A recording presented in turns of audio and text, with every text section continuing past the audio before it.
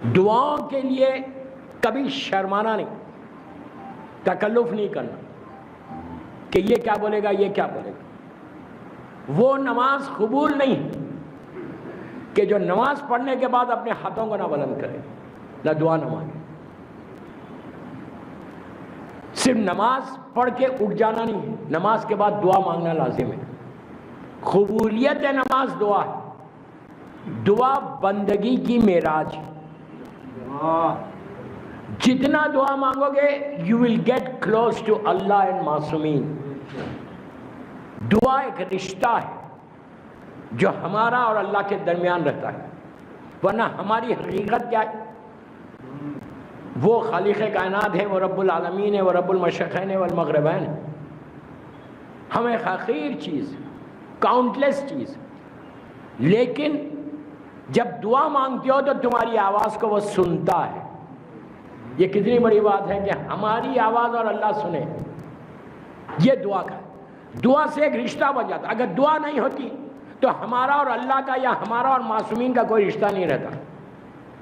آج جو رشتہ بنا ہوا ہے وہ دعا کے ذریعے بنا ہوا ہے۔ تو جب موقع ملے، جس وقت موقع ملے، دعا مانگو۔ یہ نہیں ہے کہ ایک پرٹیکولر ٹائم کے اوپر تم دعا مانگ رہے، یہ نہیں ہے کہ اس ٹائم پہ جا کے تم دعا مانگو گے تو اللہ قبول کرے گا۔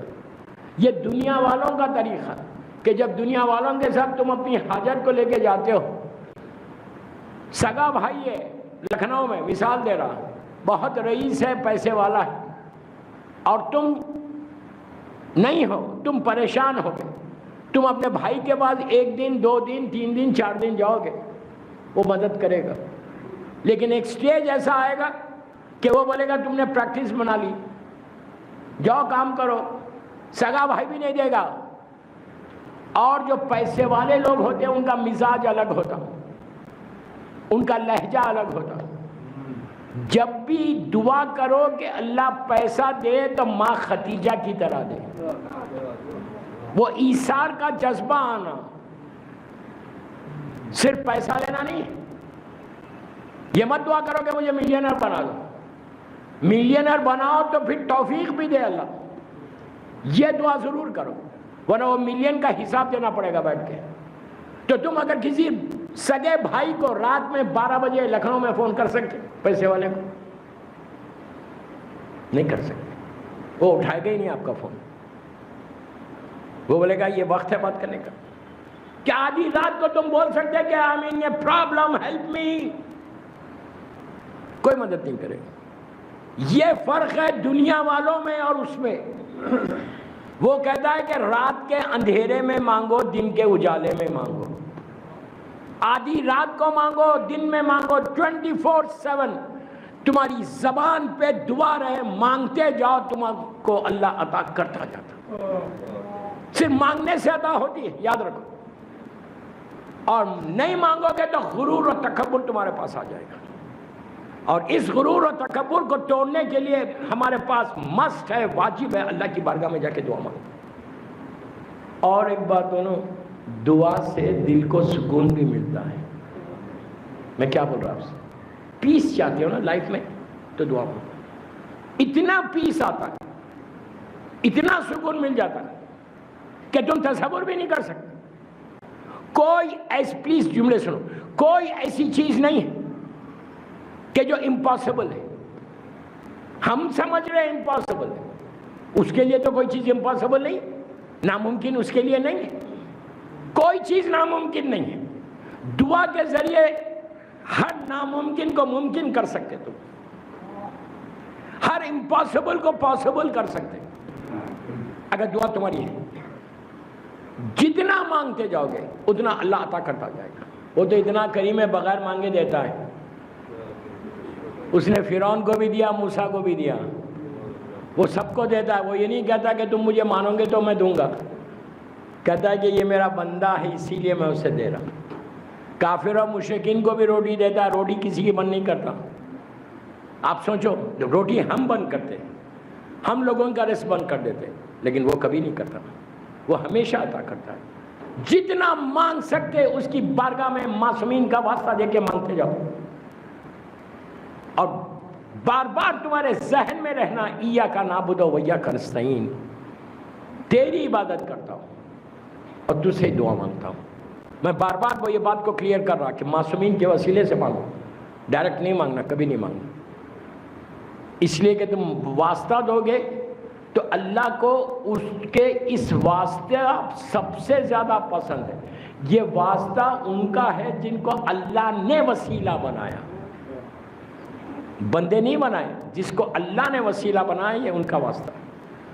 آپ سوچو کہ دعا کہاں تک کی گئی؟ جب تک تم زندہ ہو تم دعا مانگتے ہو، لیکن اس کے بعد مرنے کے بعد اللہ کہتا ہے کہ تمہاری لحد پہ جا کے اگر تمہارا بیٹا یا بیٹی، مثال دے رہا، دعا کرے گا تو میں تم کو مرنے کے بعد بھی اس کا اجر دوں گا۔ آپ سوچو کہ اللہ کہاں کہاں تمہاری دعاؤں کو قبول کر رہا ہے، کہ مرنے کے بعد بھی اگر اولاد جا کے ماں باپ کے لیے بولتی ہے رب ارحمہما کما ربیانِ صغیرہ، کہ پروردگار تو میرے ماں باپ پہ رحم کر جیسے انہوں نے بچپنے میں میرے اوپر رحم کیا تھا، تم دعا مانگتے جاتے اللہ رحم کرتا جاتا۔ آپ سمجھ رہے میری بات کہ جتنا ہو سکے اس کی بارگاہ میں دعائیں مانگتے جاؤ، اس لیے کہ میں نے کئی کل واقعات بتائے کہ یہ دعا سے کیا کیا ہوتا، اور ہر نبی نے دعا کی، نبی کو چھوڑو میرے مولا نے دعا کی۔ علی کی مناجات ہے، کل میں نے ذکر کیا تھا کہ امام علی بھی دعا مانگ رہے، جبکہ امام علی بے نیازوں کا بے نیاز ہے، علی کو ضرورت نہیں ہے، لیکن علی نے دعا مانگ کے بتایا کہ میں بھی اس کا بندہ ہوں اور میں بھی دعا مانگتا ہوں۔ کائنات کا مشکل کشا ہے، لیکن اس کی بارگاہ میں جا کے کہتا ہے اللہم اغفر لی ذنوب التی تحبس دعا، اللہم اغفر لی ذنوب التی تنزل البلا، اللہم اغفر لی ذنوب التی تنزل النعم۔ یہ امام علی کے جملے دعائے کمیل کے جو میں نے آپ کو سنا ہے۔ کیا ضرورت ہے مولا کو مانگنے کی؟ مولا ہم کو بتا رہے کہ میں علی جیسا بندہ ہو کے مانگ رہا تھا، تم کو کیا ہوا؟ میں کیا بول رہا ہوں؟ اس لیے دوستو اپنی زندگی کو لکھنؤ میں، یہ میری مجلس دنیا سن رہی، اگر اپنی لائف کو بدلنا ہے، اپنی ڈیسٹینی کو بدلنا ہے، اپنی تقدیر کو بدلنا ہے تو دعا کے ذریعے بدل سکتے۔ جہاں جا کے جہاں تم کھڑے ہوئے وہاں بیٹھ کے دعا کر سکتے، لیکن بتایا گیا کہ دعا کرنے کی جگہیں بتائی گئی کہ جہاں سے جلدی دعا قبول ہوتی، بہت جلدی۔ اب مثال کے طور پہ آپ لکھنؤ میں، آپ اپنے گھر میں مانگو کوئی مشکل نہیں، چلتے پھرتے مانگو مشکل نہیں، لیکن امام بارگاہوں میں جا کے مانگو، فرش عزا پہ بیٹھ کے مانگو، آنکھوں میں آنسو ہو، مجلس میں مصائب کے تو اس وقت دعا مانگو، سجدے میں جا کے دعا مانگو، عبادتیں کرتے جاؤ دعا مانگو۔ دعا کے وقت بھی بتائے گئے، وہ 24/7 سنتا ہے، لیکن اس کے بعد بھی ایک مقرر وقت بتایا گیا کہ اس وقت پہ دعا جلدی قبول ہوتی۔ دو وقت جب ملتے ہیں، لائک ظہر کا وقت آ رہا، دن گزر گیا، ظہر کا وقت آیا، وہ دعا کا بہترین وقت، مغرب کا وقت بہترین قبولیت کا وقت، صبح صادق فجر سے پہلے جو تہجد کا وقت ہے وہ بہترین وقت، کہ جب تمہاری ساری دعائیں رد ہو گئی، تم پریشانیوں میں گھر جاؤ، تو ان اوقات پہ اٹھ کے اللہ کی بارگاہ میں دعا کرو، تمہاری زبان سے کلمات نکلیں گے، اللہ کی بارگاہ میں دعا پہنچ جائے گی۔ اور جب دعا کرتی ہو تو دعا عرش الہی تک جاتی ہے، اور جب واپس آتی ہے تو رحمتوں کو لے کر آتی ہے۔ ہر وقت تصور یہ کرو کہ دعا، اس لیے کہ تمہارے معصومین کے طریقے جو میں بتا رہا ہوں، سارے کے سارے معصومین کے طریقے کے دعاؤں کو مانگتے جاؤ۔ ہر امام نے دعا مانگی، میرے چوتھے امام کی مشہور دعا ہے دعا ابو حمزہ صومالی، جیسے دعائے کمیل ہے، کمیل ابن زیاد میرے مولا کا قریب تھا، اور ابو حمزہ صومالی چوتھے امام کا صحابی تھا۔ اس نے آ کے کہا تھا کہ مولا مجھے کوئی خاص دعا بتاؤ جو اب تک آپ نے کسی کو نہیں بتائی، تو امام نے یہ دعا دی۔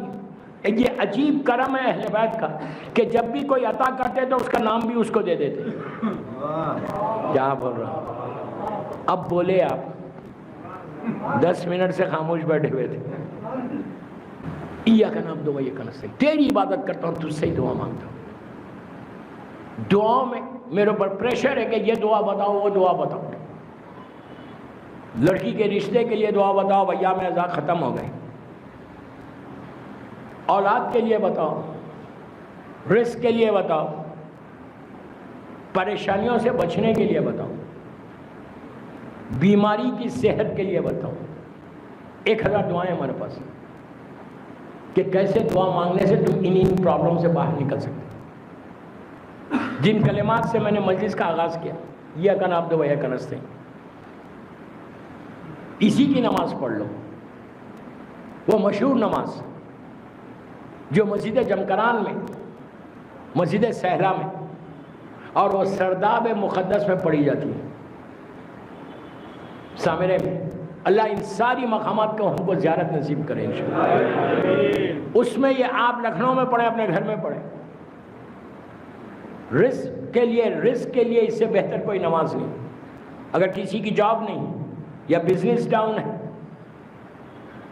یا گرو نہیں کر رہا، اس کے لیے بہترین ہے. تم کو نمازیں یہ نماز پڑھو گے تو جاب جلدی ملے گی انشاءاللہ، لیکن وہ کنڈیشنز کے ساتھ ہے. لڑکی کا رشتہ نہیں ہے 40 دن کے اندر رشتہ آتا، بہترین رشتہ اللہ تم کو بھیجتا. دوستو یہ اتنی ریکمنڈڈ نماز ہے، میں نے اس سے پہلے بھی کئی سال پہلے بتائی تھی، لیکن آج ایک ریمائنڈر ہے، پریشر ہے، اس لیے بتا دے رہا. 2 رکعت نماز ہے، ہر لڑکی پڑھے، ہر لڑکا پڑھے، ماں باپ بھی پڑھے. یہ تمہارے سارے پرابلمز کا سولوشن ہے. رشتہ، بچے، اولاد، رزق، بیماری، پریشانی. اور ایک بات بولوں، امام سے ملاقات بھی ہوتی ہے. کتنی عجیب بات ہے نہیں؟ اللہ کرے ہماری امام سے ملاقات ہو جائے. لیکن امام سے ملاقات کرنے کے لیے اپنے آپ کو اس قابل بنانا ہے. میں یہ نہیں کہہ سکتا کہ میں مولا علی کے سامنے جا سکتا. میں نے اتنے گناہ کیے کہ میں امام کے سامنے کیسے جاؤں گا. یہ فکر رہنا، یہ سوچ رہنا تو جاؤ گے. اسی لیے معافی مانگتے جاؤ کہ مولا میں اس قابل نہیں ہوں، لیکن آپ کا کرم ہر چیز کے اوپر ہے. تو یہ نماز ہر چیز کے لیے، ملاقات امام کے لیے بھی بہت اچھی نماز ہے. یہ مسجد جمکران خم میں اللہ زیارت نصیب کرے معصومہ کی، اور سہلا میں، اور سرداب مقدس جہاں زمانے کے امام کا جو سرداب ہے سامرے میں، وہاں کی نماز ہے. ایاک نعبد و ایاک نستعین میری ٹاپک ہے، اس لیے میں پڑھ دے رہا ہوں. 2 رکعت نماز ہے، جسٹ 2 رکعت. لیکن یہ نماز سے اتنے فائدے ایک ساتھ ہو سکتے. تم کو 9 دن کے اندر چینج آئے گا، احساس ہوگا، تمہارے فیلنگز بدل جائیں گے. صرف 9 ڈیز کے اندر 40 دن پڑھنا ہے. اس کے بعد دیکھو کہ 40 دن میں بدلاؤ کتنا آ جاتا، کتنے تمہارے رکی ہوئی چیزیں پوری ہوتی ہیں، جتنی لائف کے آبسٹیکلز ہیں، ہرڈلز، رکاوٹیں، وہ کیسے دور ہوتی.